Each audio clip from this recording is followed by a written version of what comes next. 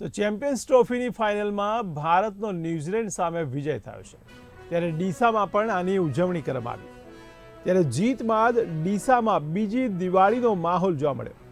ત્યારે ભારતની જીતને પગલે ડીસામાં ભવ્ય આતશબાજી જોવા મળી।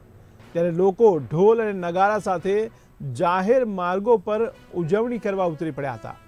ત્યારે 12 વર્ષ બાદ ભારતે ચેમ્પિયન્સ ટ્રોફીનો ખિતાબ જીત્યો। ત્યારે સમગ્ર બનાસકાંઠા જિલ્લામાં ખુશીનો માહોલ જોવા મળ્યો। તો મહત્વના સમાચાર કહી શકાય બનાસકાંઠાથી। ત્યારે ભારતની ચેમ્પિયન્સ ટ્રોફીમાં શાનદાર જીત થઈ છે। ત્યારે ફાઇનલમાં ન્યૂઝીલેન્ડ સામે ભારતની શાનદાર જીતને લઈને ડીસામાં બીજી દિવાળી જેવો માહોલ સર્જાયો।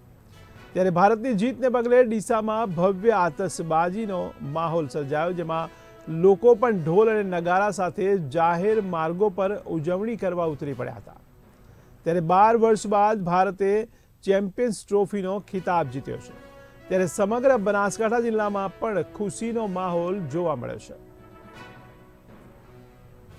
આજે ભારતને ન્યૂઝીલેન્ડની ફાઇનલ મેચ હતી, એમાં ભારતના કેપ્ટન રોહિત શર્મા સારું 74 રન કર્યા અને એના ઉત્સવમાં ડીસા બગીચામાં અત્યારે હજારો માણસોનું આતશબાજી થઈ રહી છે અને ફટાકા ફોડી અને ફાઇનલનો ઉત્સાહ જોરદાર મનાવવામાં આવી રહ્યો છે। આજે ભારત અને ન્યૂઝીલેન્ડની મેચ થઈ હતી ત્યારે આપણા ભારત દેશના ક્રિકેટર સારું પરફોર્મન્સ કરી ભારત દેશને વિજેતા અપાવી છે। ત્યારે આજે ડીસા શહેરની અંદર બગીચા ખાતે એક ઉત્સાહ ઉજવાય છે।